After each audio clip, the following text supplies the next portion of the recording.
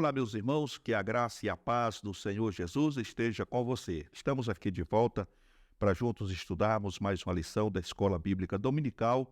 Desta feita, estamos estudando a revista da editora Betel, a lição de adultos, que traz por tema nesse trimestre profetas menores do Antigo Testamento, proclamando arrependimento, justiça e fidelidade a Deus, anunciando a esperança da salvação através do Messias. O comentarista da lição é o pastor Antônio Paulo Antunes, e a lição de hoje é a lição de número 5, que traz por título Obadias, o juízo divino virá. O texto áureo está escrito em 1 Pedro capítulo 5, verso 6, que diz: Humilhai-vos, pois, debaixo da potente mão de Deus, para que a seu tempo vos exalte. A verdade aplicada diz ainda: andemos em espírito, para não sermos dominados pela soberba, revanchismo e ódio, mas revestidos de amor e bondade, confiando no Senhor. Louvado seja o nome do Senhor Jesus. Meus amados irmãos, nesta lição, como nas demais que já estudamos, nós temos aqui os objetivos. Eles são 3. E o primeiro dele é mostrar o cenário da mensagem de Obadias. O segundo é destacar o pecado do povo de Edom. Portanto, vamos estar falando sobre o povo de Edom. Os irmãos devem saber que esse povo, ou essa geração, ela é descendente de Esaú.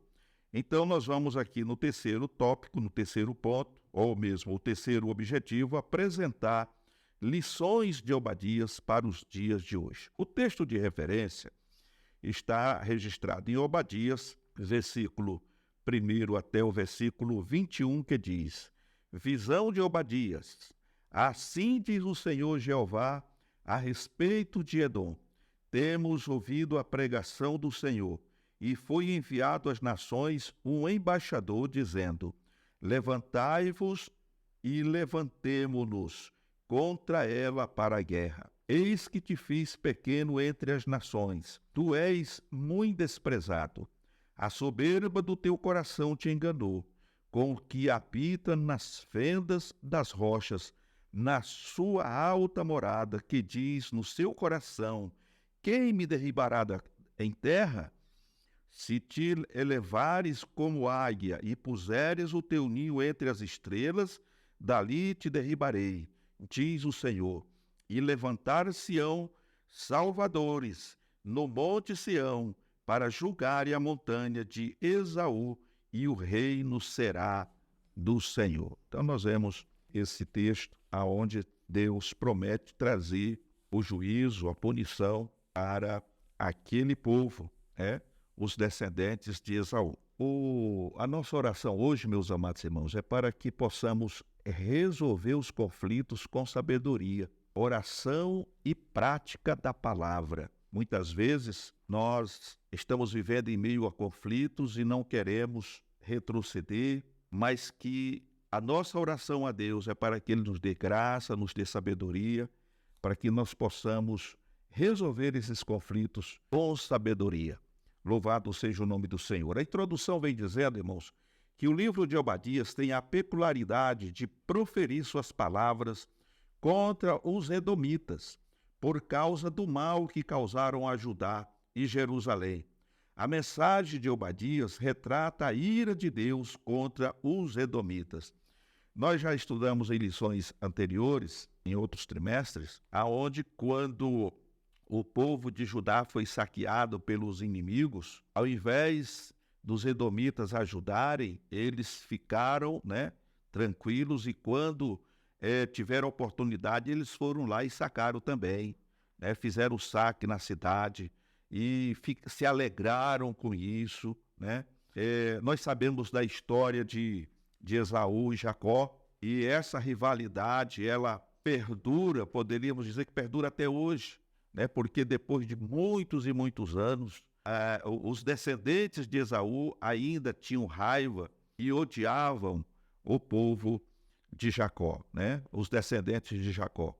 E por esse motivo, todas as mazelas que muitas vezes o povo de Judá enfrentou, né?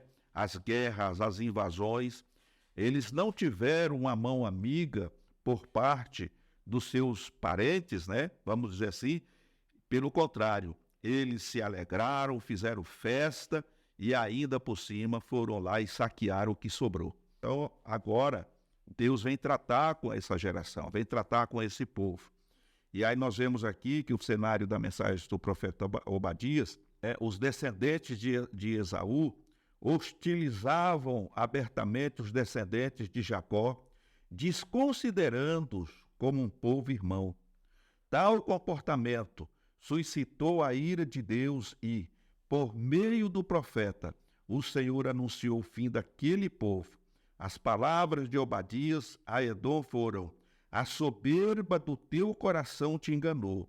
Obadias, versículo 3. Então nós vemos aí que eles estavam e no pedestal, vamos dizer assim, porque eles habitavam a montanha, era um lugar de difícil acesso, os inimigos, né, não tinha como chegar até ali sem que eles fossem avistados, e a dificuldade de penetrar naquela região onde eles moravam era muito grande. Então eles se julgavam numa fortaleza indestrutível, né?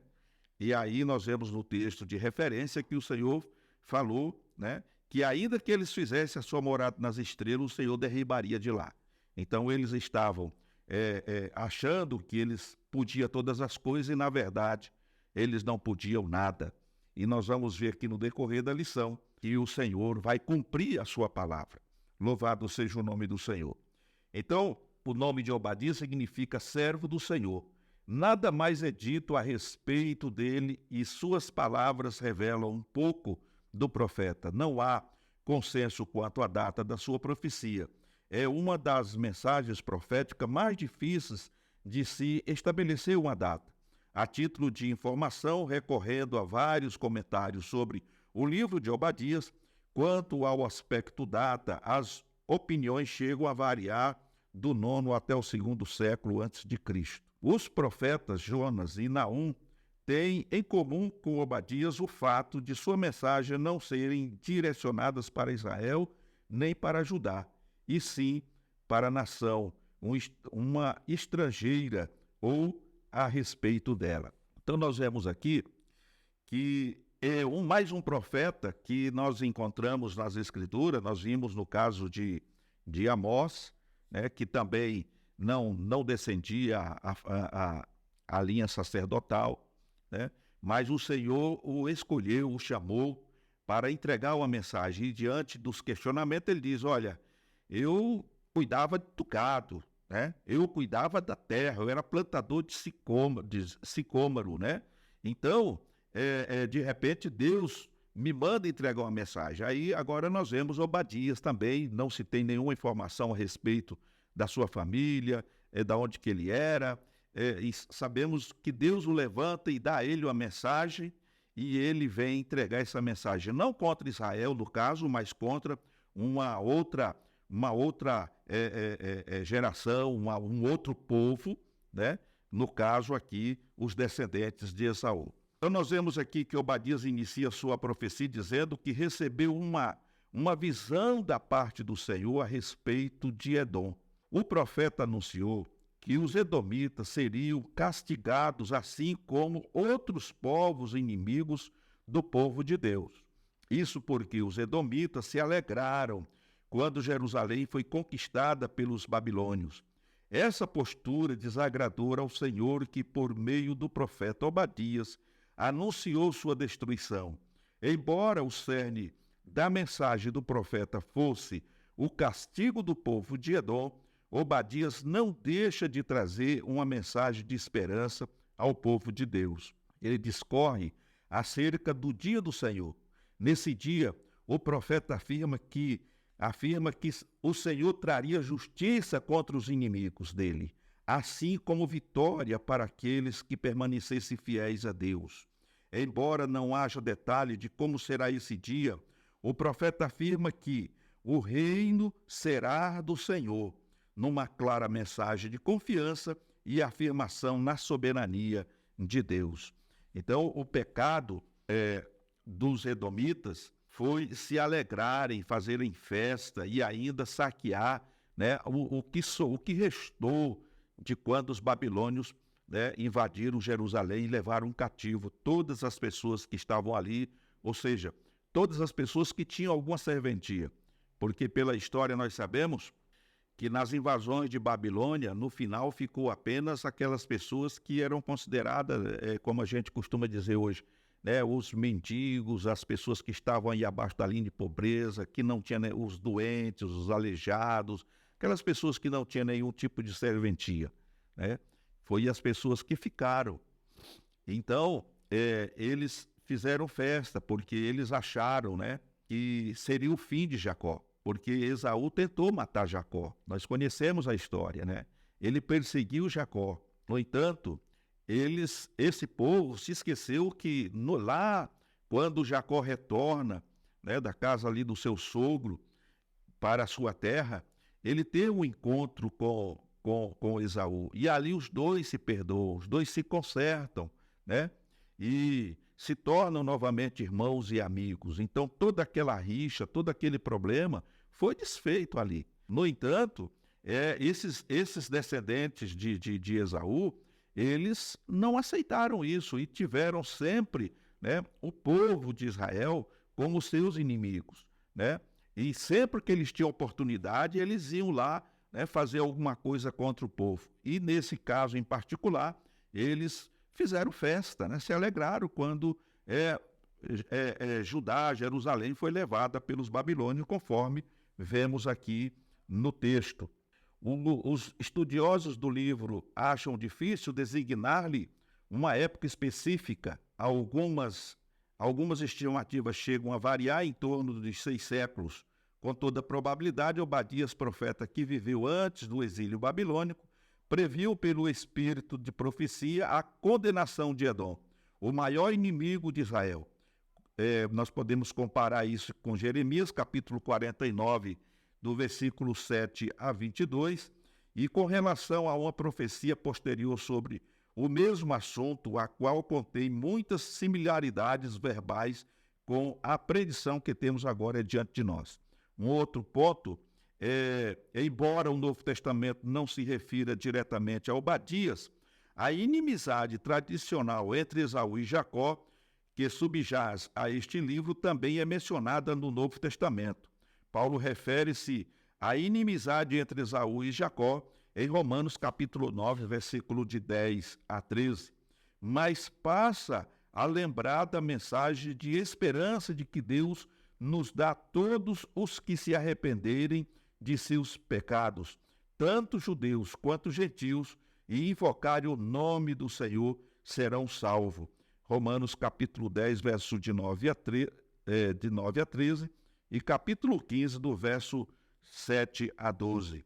Então, nós vemos aqui um ponto bastante interessante, é que Paulo ele se refere, né, a essa inimizade que existiu entre Esaú e Jacó, ali no capítulo 9, do versículo 10 a 13 de Romanos, mas ele lembra também, né, da mensagem de esperança de que Deus nos dá. Ou seja, todos os que se arrependerem de seus pecados, tanto judeus quanto gentios, e invocarem o nome do Senhor, esses serão salvos.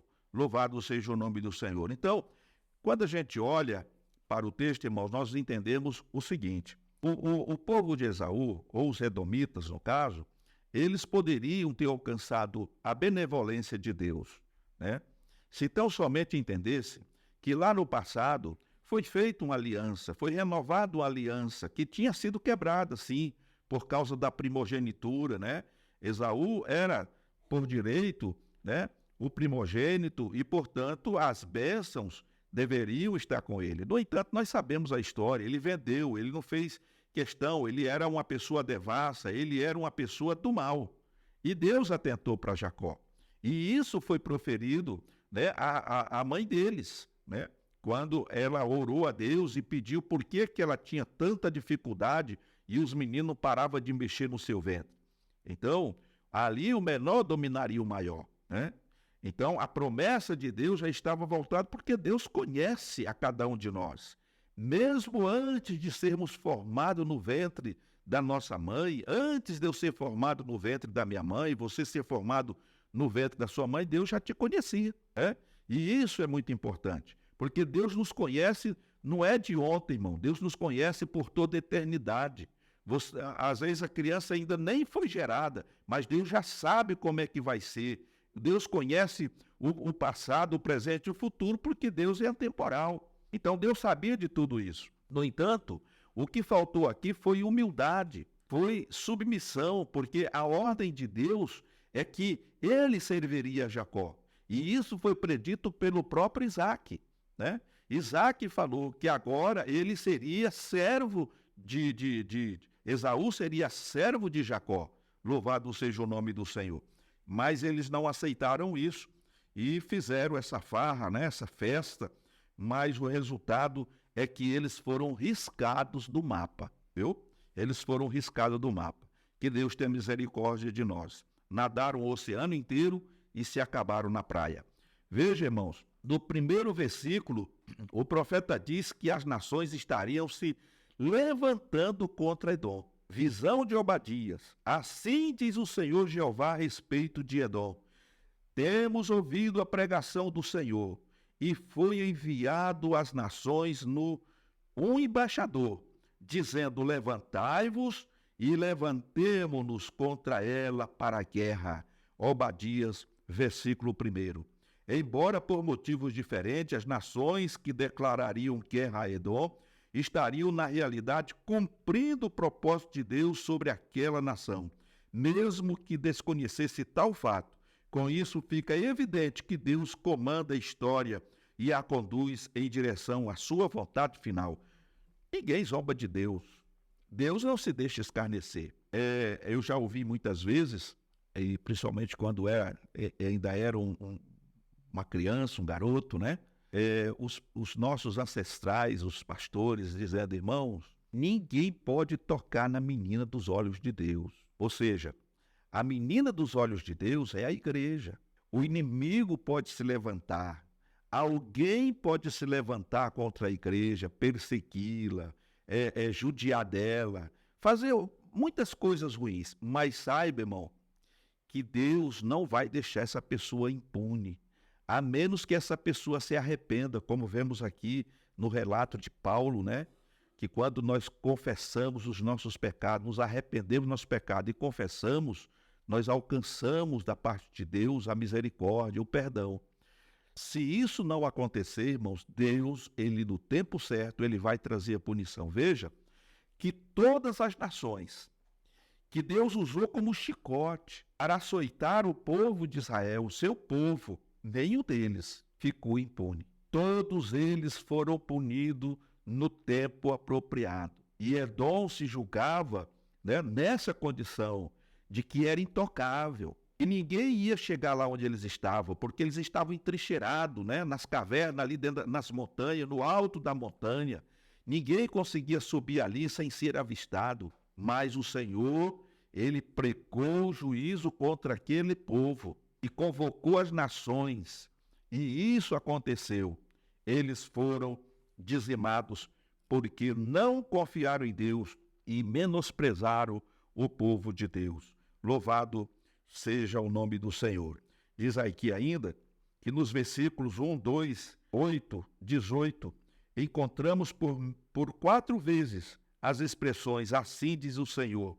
E o Senhor disse, como prova de origem e autoridade divina da sua mensagem que anuncia o juízo moral de Deus contra as nações, inclusive Edom, por sua crueldade contra Israel. Concluímos que todas as nações serão julgadas no dia do Senhor, nenhuma escapará. E esse dia do Senhor, ele tem se cumprido para cada pessoa. O dia do Senhor virá, mas ele virá ainda no momento em que todas as nações da terra estarão diante dele. Todos os povos estarão diante dele para serem julgados segundo as suas obras. Louvado seja o nome do Senhor. O ponto 2, ou o tópico 2, vem dizendo que os pecados cometidos por Edom, que o levaram a este terrível juízo foram o orgulho e crueldade. Por isso o orgulho deles os destruíram, pois pensavam que sua posição geográfica seria um empecilho aos ataques inimigos e uma imbatível proteção contra qualquer tentativa de guerra.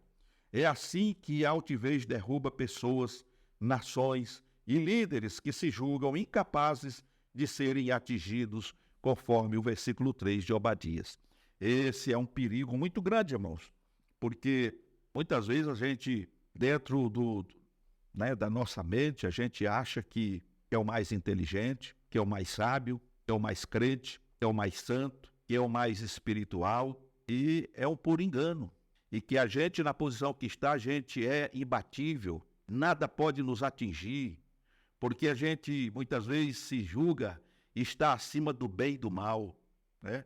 Quantas pessoas estão nesse momento vivendo e achando que está nessa posição? Mas a palavra de Deus, ela tem uma advertência dizendo: você que se julga estar em pé, vigie para que não caia. Então a gente precisa ter cuidado, porque o orgulho, ele é enganador.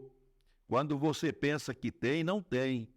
Então a gente precisa entrar pelo caminho da obediência, da humildade, saber que aqui nesse plano, irmãos, nós dependemos 100% do Senhor. Aqui não tem bom, aqui não tem melhor. Bom aqui é Deus, como disse o próprio Jesus. Jesus, ele não aceitou que as pessoas ficassem bajulando ele, chamando ele de bom. Nós vemos que quando alguém chega para ele assim, bom mestre, a primeira expressão dele foi, olhou para um lado e para outro, olhou para aquela pessoa e disse, bom aqui é Deus, ele é bom. Então Jesus, ele não quis ser bom. E nós também não somos bons. Por mais inteligente, por mais capaz que você seja, você não é bom. Bom é Deus.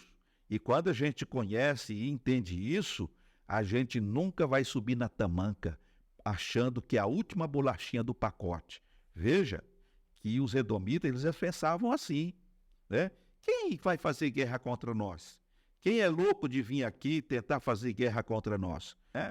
Vão perder tempo. Se eles chegarem aqui, nós derrota num minuto, porque nós estamos numa posição elevada e aqui, olha, ninguém derruba nós não, por engano. Então nós precisamos vigiar para que esse pecado chamado de orgulho não venha destruir a nossa vida espiritual e até a vida, né? A vida física, a nossa vida, né? Cotidiana, que nós possamos estar, né, escudado em Deus, né? Se Deus te deu graça, te deu sabedoria, irmão, seja humilde, nunca queira se aparecer. Deixa Deus te usar e não queira usar Deus. Deixa o Espírito Santo te usar, não queira usar o Espírito Santo. Porque se você fizer o contrário disso, você corre o risco de ser envergonhado. E logo as pessoas vão saber que você não é nada daquilo que você demonstrava ser. Ninguém está seguro ou numa fortaleza que possa estar livre das coisas que acontecem neste plano. Os únicos que estão livres, entre aspas, são aqueles que estão escondidos em Deus, porque mesmo estando escondido em Deus, muitas vezes nós somos assolados pelo inimigo, somos perseguidos. No entanto, nós somos mais do que vitoriosos, porque Jesus já venceu por nós. A nossa vitória é certa, irmãos. Não importa o tamanho da perseguição. O importante é que nós temos o Senhor dos Exércitos conosco, e com Ele, com o Senhor, nós podemos todas as coisas, porque o Senhor nos fortalece e nos mantém de pé. Agora, sem Jesus, irmão, não dá. Sem Jesus é derrota, é queda, né, segura. Você vai cair e vai perecer. Louvado seja o nome do Senhor. Então nós vemos aqui que a conspiração e a deslealdade das nações vizinhas foi usada para dar início ao propósito de Deus para julgar os edomitas.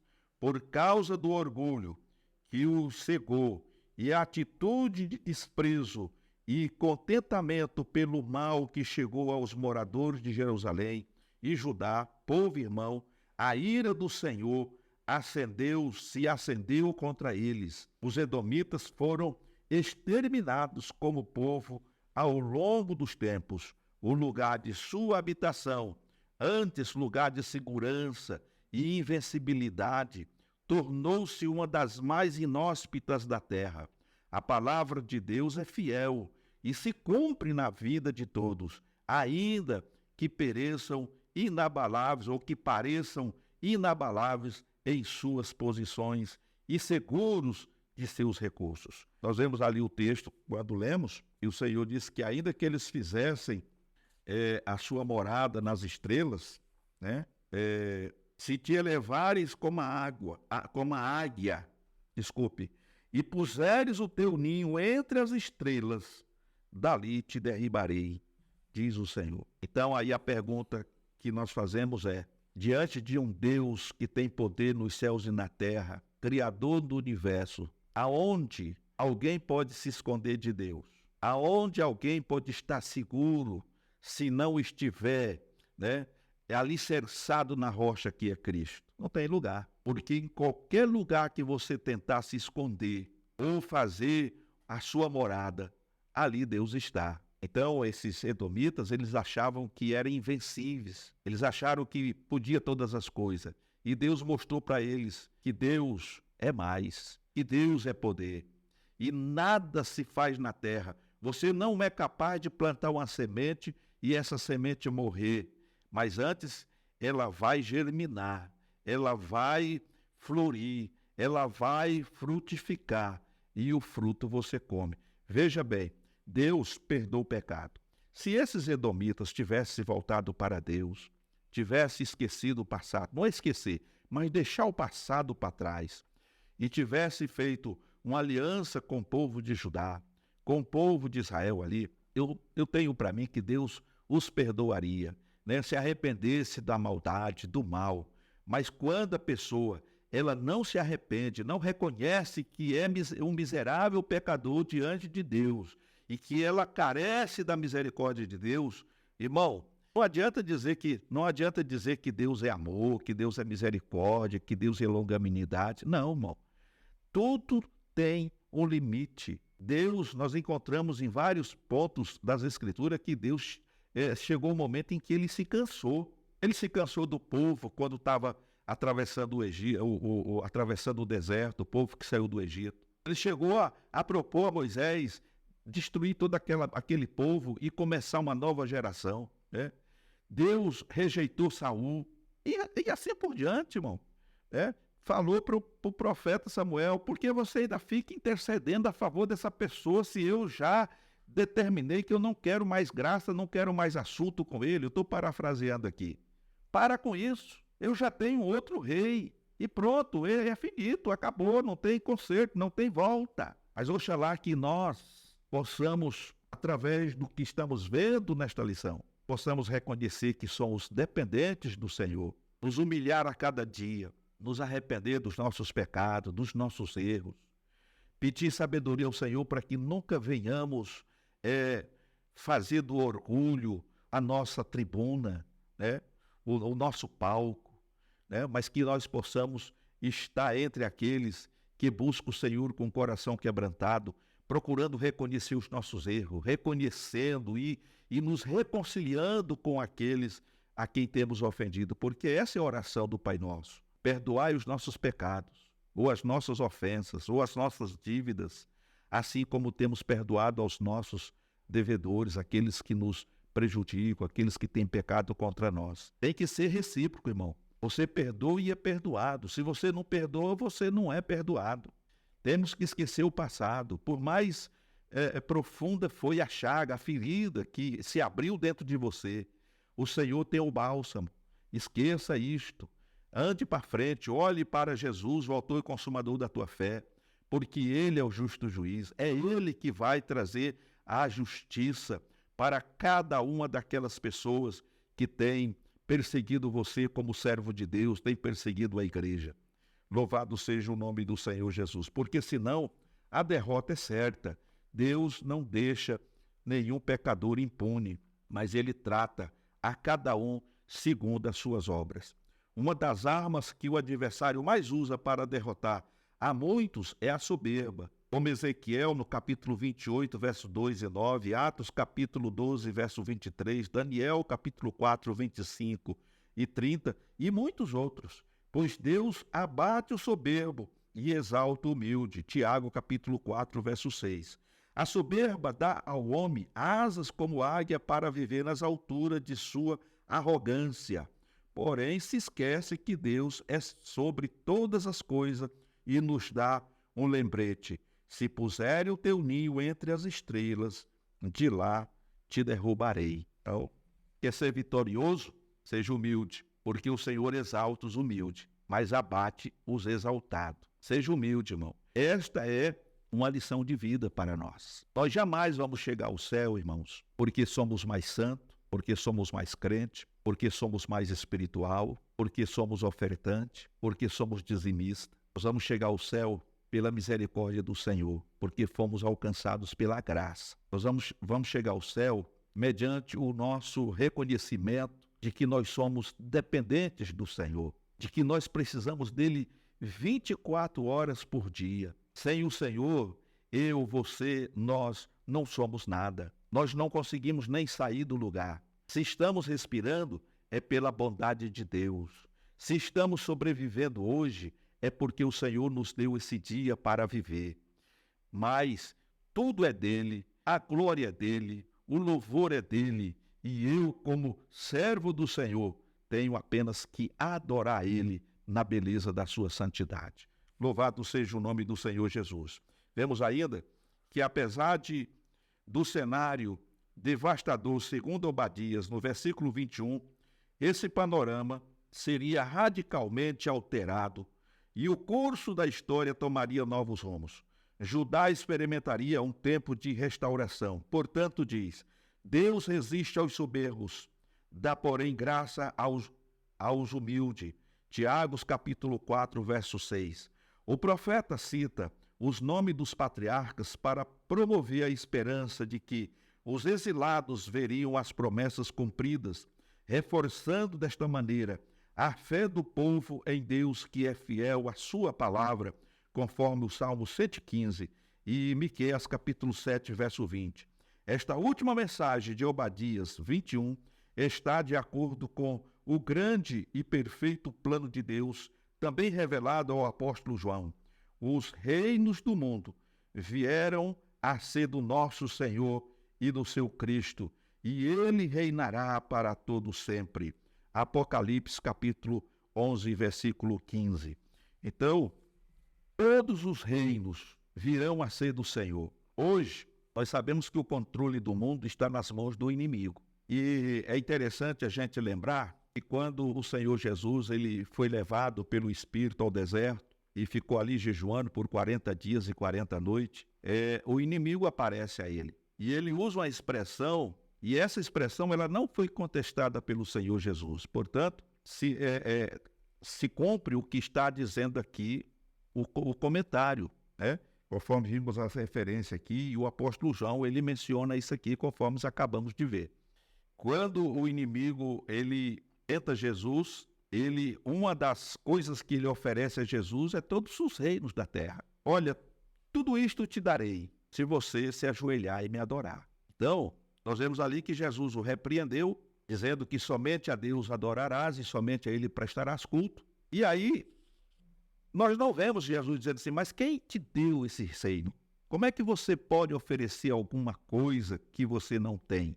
Nós podemos voltar lá no início, lá no Gênesis. Deus entregou o controle da terra na mão de quem? De Adão e Eva. Mas quando Adão desobedeceu ao Senhor, ele deu a legalidade, ou melhor, deu esse direito ao inimigo. Por isso ele agora é diante de Jesus e diz assim, tudo isso aqui é meu e eu dou a quem quiser. E se você fizer o que eu estou pedindo, eu transfiro tudo isso para você, você passa a tomar conta disso aqui. Então, meus amados irmãos, o apóstolo João está dizendo que vai chegar um dia em que todos os reinos serão do Senhor, porque ele vai plantar o seu reino na terra, e é um reino mundial. O inimigo vai tentar isso primeiro, mas não vai ter êxito, porque esse rei eterno, esse rei que vai plantar um reino mundial e todos os reinos da terra serão do Cristo, isso vai acontecer no milênio.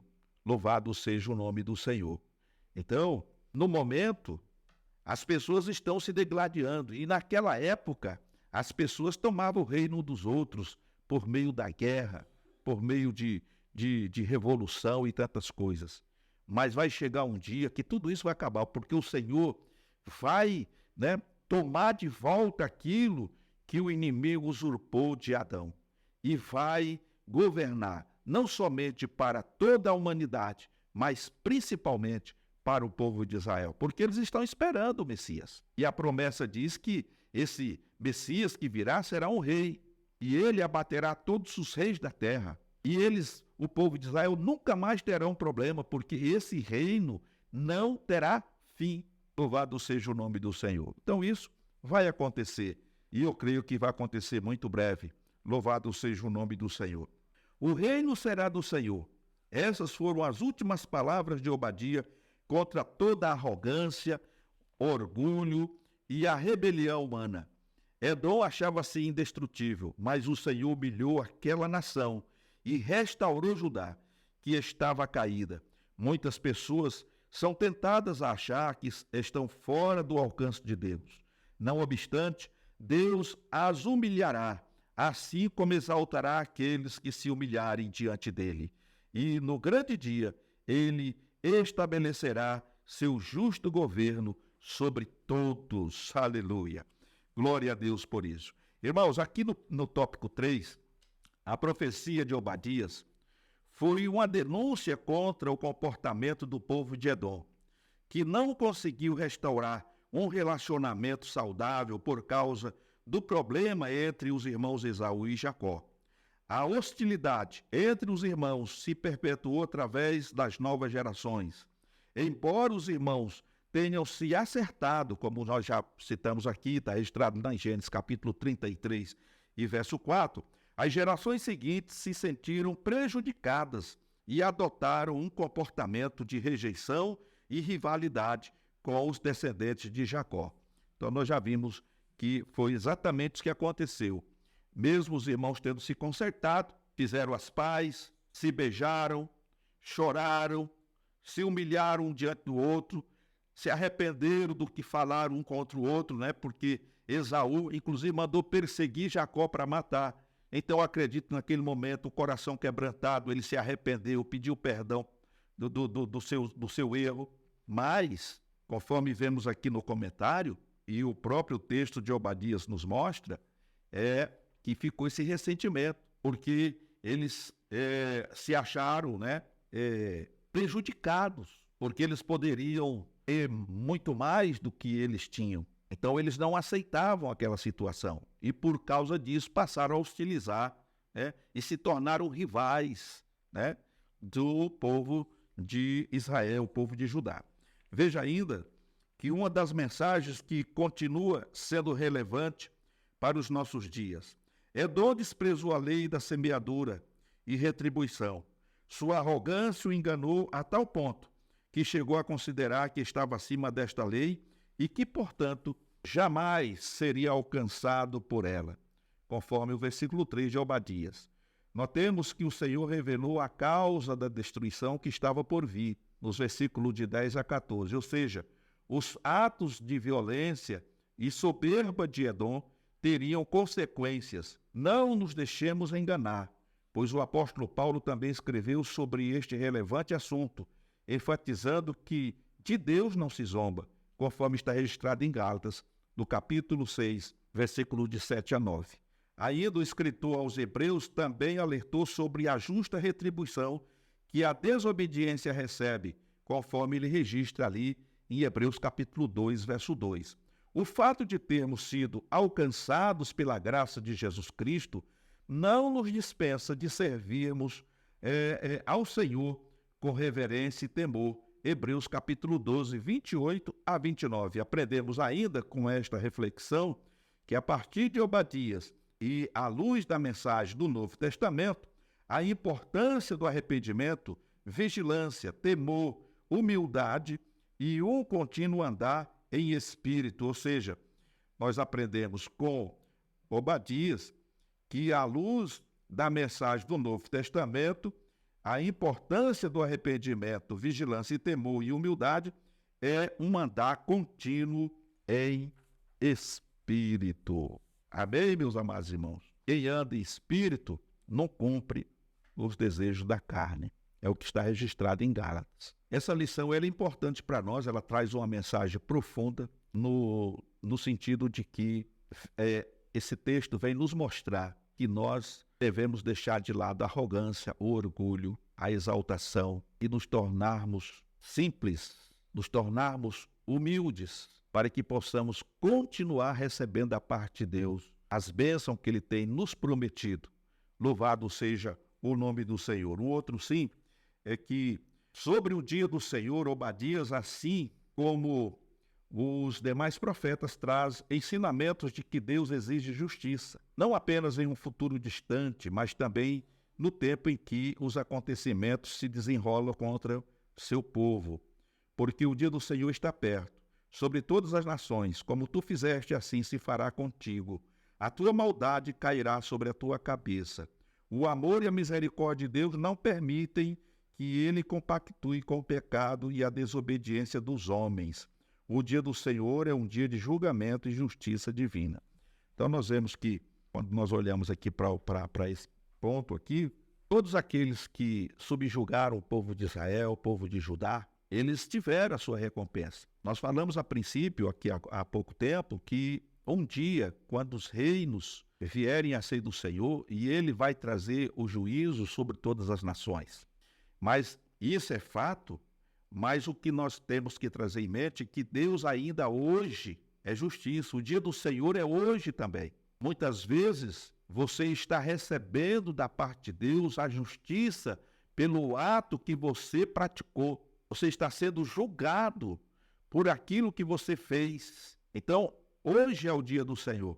O Senhor não vai deixar as pessoas impunes. Todo pecado, ou seja, toda semente que o homem plantar, isso mesmo vai colher. Porque, como vimos aqui no texto, no comentário, o Senhor não se deixa escarnecer. Ninguém consegue escarnecer de Deus e ficar livre e solto.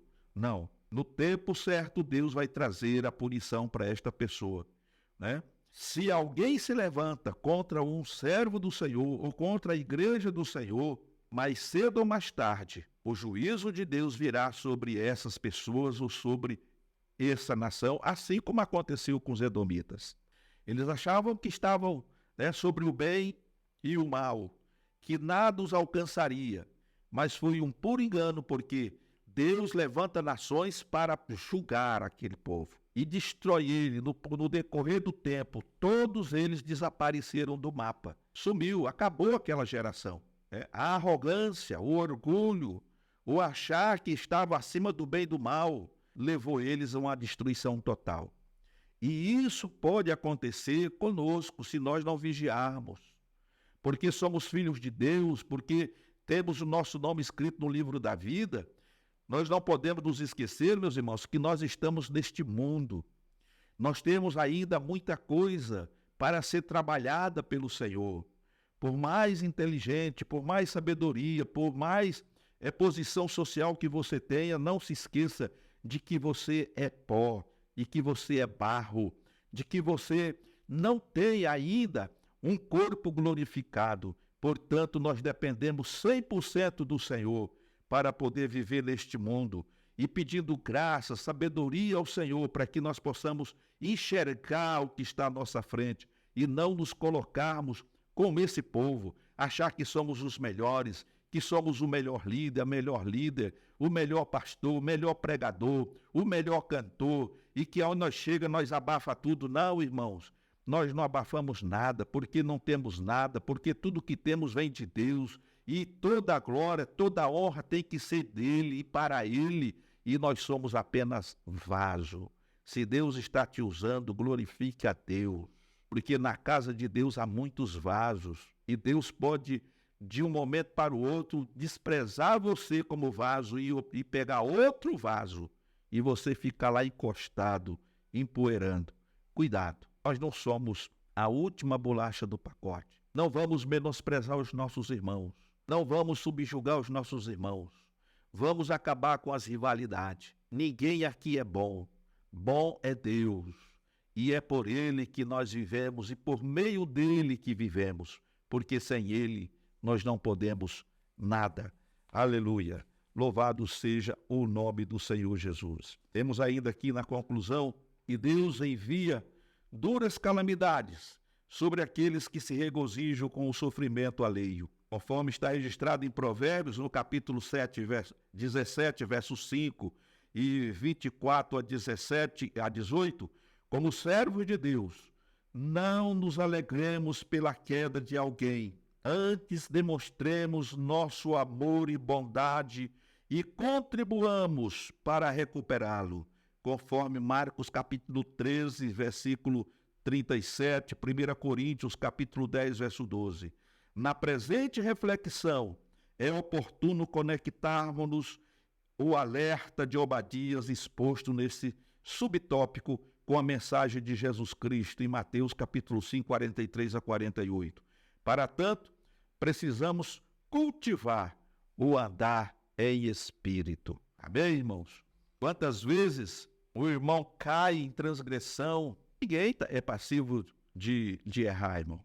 Como já disse, ninguém está acima do bem e do mal. Ninguém é 100% santo. Por mais crente que você tenha lutado para ser, você ainda tem uma parte aí que é carnal, que é humana, e erra, cai, transgride os mandamentos do Senhor. E muitas vezes, algumas pessoas, são todas, não podemos generalizar, mas algumas pessoas ficam felizes, elas se alegram. Tá vendo aí? Olha a crentona aí, olha o santão aí. Não era espiritual, né? Fica debochando, fica feliz porque você fracassou. Mas o conselho de Deus é que nós possamos contribuir para recuperar essa vida. Sejamos amigos, coloquemos o nosso ombro debaixo da carga e vamos ajudar, porque ele também é membro do corpo de Cristo.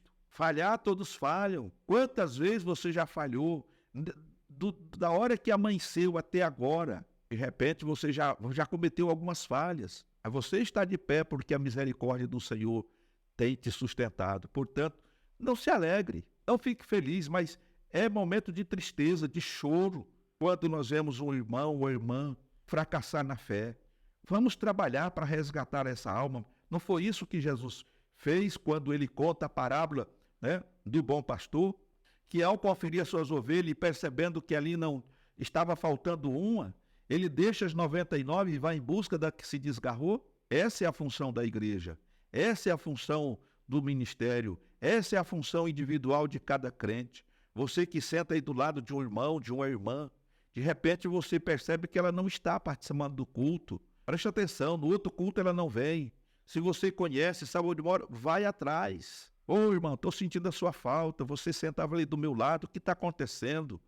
Ora com essa pessoa, pede a misericórdia do Senhor para essa pessoa. É assim que é ajudando uns aos outros. Louvado seja o nome do Senhor. E para concluir, diz aqui que o orgulho e a altivez, vistos e denunciados pelo profeta Obadias em Edom, são como uma semente nos corações dos homens. Quanto mais a pessoa se afasta dos caminhos do Senhor, mais esta semente cresce e vai dominando completamente a vida, levando a um caminho de destruição. É o que eu tenho dito. Percebeu que aquele irmão, aquela irmã não está vindo nas reuniões? Vai atrás, faz uma visita. Não vai para especular, como às vezes é o costume de alguns, mas vai para orar. Olha, estamos sentindo a sua falta. Eu senti tanta sua falta que eu resolvi vir hoje aqui te fazer uma visita. Quero orar um pouquinho com você. Vamos ler um texto bíblico, vamos orar. Leva a injeção de ânimo para essa pessoa. O Senhor Jesus vai se alegrar muito e essa alma vai retornar para os caminhos do Senhor. Não podemos, irmãos, ficar cantando aquele hino de soldado ferido, que ficou pelo caminho. Não, irmão, nós temos que ajudar os nossos companheiros, mesmo ferido, temos que levar eles, carregar eles, para que o Senhor venha operar um milagre da cura neles. Nós não podemos ser aquele povo que vai deixando para trás os que vão desvanecendo. Infelizmente, a gente tem observado isso, Se a gente fosse hoje em busca daquelas pessoas que um dia foram fervorosos na casa do Senhor, nós encheria muitos e muitos templos. Quantas pessoas desviadas, quantas pessoas foram abandonadas, quantas pessoas foram escandalizadas, mas nós precisamos estar atentos ao que a palavra de Deus nos ensina. Dito isso, queremos agradecer a Deus pela tua vida, por mais uma oportunidade que Deus tem nos dado de poder trazer mais uma lição da Escola Bíblica Dominical para a nossa reflexão. Se Deus permitir, estaremos de volta numa outra oportunidade. Portanto, meus queridos irmãos, fiquem todos na paz do Senhor Jesus.